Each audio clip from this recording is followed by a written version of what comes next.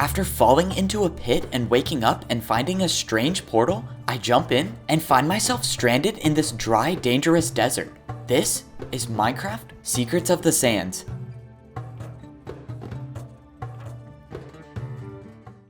It is now episode 6 and we just finished taking out our third pharaoh. It is time to go searching for more. For whatever reason, whenever I leave the pyramid, there is always a poison assassin waiting for me on the ladders. And this time, the assassin almost got me. I got down to half a heart, but fortunately, the poison did not finish me off. So I was able to heal up a little bit. But that was the second time that happened, which is not a coincidence.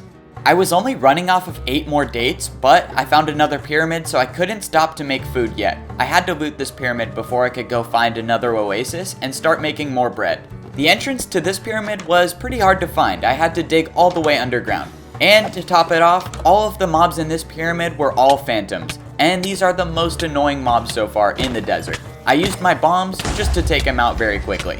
And I may have almost taken out myself, but I got the job done, so I guess that's all that counts. I found a very interesting sword, which was a sharpness 5 fire aspect 2 diamond sword, but it had knockback 2 on it and that did not really attract me. I made my way down into the basement maze and I was gonna hope to find a 4th pharaoh. So far every pharaoh that I fought has been different, so I'm hoping that this one will be different as well. I got shot by an arrow, but I disarmed all of the traps. I cleared out all of the mobs in the other rooms, but I didn't get any loot, so I decided to go into the Pharaoh Room and spawn this pharaoh. I placed 4 of the royal torches, and I spawned pharaoh number 2. This one was all gold, and he looked a little faster than the other ones. I already knew I would be in trouble when I looked down and I saw that I had 1 piece of rotten flesh remaining, so I decided to use the Heart of Raws and start exploding him. Except I always make this mistake, and that's doing that when I have literally no food. So once again, I almost blew myself up with no way of healing back. I got down to 1 heart and I thought I was done for when I ran into 3 more mummies, but fortunately I dodged them and started going around the loop again. I was actually super nervous in this fight. I was scrambling to find pieces of rotten flesh to heal up, but I didn't have time to grab them. I was stuck at 2 hearts and there was no going back. Once again, I thought I was done for when a mummy literally went right in front of me, but I didn't get hit somehow and I started running. I knew I was gonna be done for, so I placed the Totem of Undying in my offhand. If it wasn't for the Totem of Undying I grabbed last episode, this would have been the end of my journey. I got confident and started taking on the pharaoh with 1 heart, and I got trapped in the door. And I got hit, but survived with the totem. I just barely managed to survive with the Totem of Undying. If I did not swap that in my offhand, that would have been the end for me. I went back into the sarcophagus room, and I found an ancient fishing rod with a sharpness 3 book. I really wanted to see if I could combine sharpness 3 with my ancient sword, so that was going to be my next journey. And it turns out that this fishing rod gives me the ability to catch rare fish in this dimension, which I didn't even think of. I never made a fishing rod. I got back to the surface and found the oasis again. I had 2 goals for this oasis mission. 1, make more bread, and 2, see what sort of rare fish I could fish. I started getting the bread going before I started my fishing adventure, but my dreams were soon very crushed because I started fishing and I realized I could not actually catch a fish with this fishing rod. For some reason, every time a bait would come close, it wouldn't work. In the meantime, I started making all the bread. I was curious to see if a regular fishing rod worked, and it did not, so it seemed like fishing was broken altogether. I made my bread, and I started to pack up my stuff and go on a journey. And this journey brought me to some sort of new structure in the mountain. It looked like a mine shaft that was built into it. This was a perfect find because I needed a ton of iron to get an anvil, so I could combine sharpness 3 on my legendary sword. So far, this mineshaft didn't have too many surprises. Most of the loot was pretty average, and it didn't go that deep into the ground. So I used it to get a ton of iron and smelt it for an anvil. After getting enough, I finally made an anvil so I could combine all my enchanted books. I realized I had 51 levels, so this was going to be no problem. I thought it wasn't gonna work, but I realized I placed the wrong book.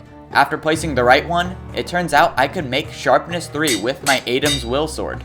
I then took my ancient boots and put protection 3 on them. Now, I was looking really good. My new sword practically shredded through all undead enemies, and this led me to a brand new pyramid. If my theory was correct, this would be the 5th unique pharaoh that I would be fighting. I walked in through the front door, and to my surprise, there were no mobs waiting for me. So I did the easy part and broke all the spawners. I could definitely tell how powerful my sword was because it only took 4 to 5 hits to take out these stone guards, and these stone guards had a ton of health. I realized my iron chestplate was getting low, so I found 2 of them and combined them for a fresh iron chestplate. I then decided to take diamond desert wolf armor in case I stumbled upon another wolf pet. I went down into the basement to do the work that had to be done. Take out the pharaoh. There were quite a few mobs waiting for me this time, but I took them all out and proceeded to the sarcophagus room. There was actually a torch waiting for me, but it wasn't lit up, so I decided to use 4 of my own. I placed them down on the corners, and I awoke the 6th pharaoh. This one was red and gold and had some sort of scepter, but it seemed pretty weak, and it had trouble opening the door. My new Sharpness 3 sword was doing so much more damage, and I got in a good rhythm of jumping with critical hits, and I was shredding through the health of this pharaoh. It was definitely clear that this pharaoh was much easier to take down than the others, except this time, the pharaoh actually dropped a scepter. I took out all the remaining mummies and picked it up to see what was going on. It turns out it was called Montu's scepter, and it was very weak and did not do anything, but I kept it as a nice souvenir. Even though this was definitely the weakest pharaoh, I would argue this was the best one because I opened the sarcophagus and I got not 1, but 2 ancient items.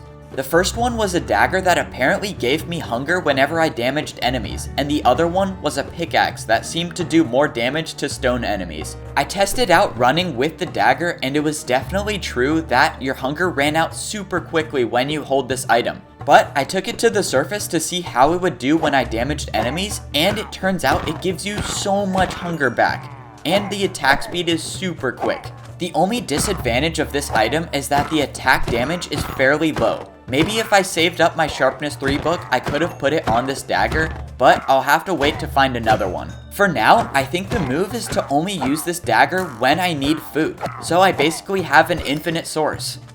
I wasn't sure about the other item, but it turns out it was actually a pickaxe as well, so I didn't need an iron one anymore.